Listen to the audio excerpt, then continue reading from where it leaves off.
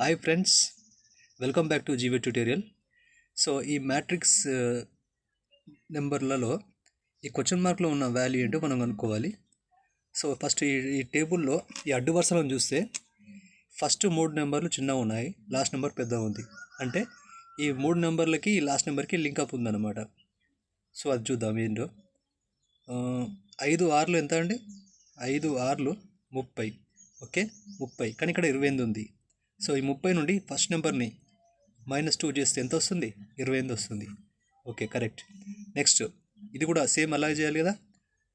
9 9 81. So 81లో 4 తీసేసి ఎంత వస్తుంది? 77. ఓకే, సో అదేవిధంగా ఈ క్వశ్చన్ మార్క్ ప్లేస్లో ఆన్సర్ ఏమొస్తుందో మీరు కామెంట్ రూపంలో తెలియజేయండి.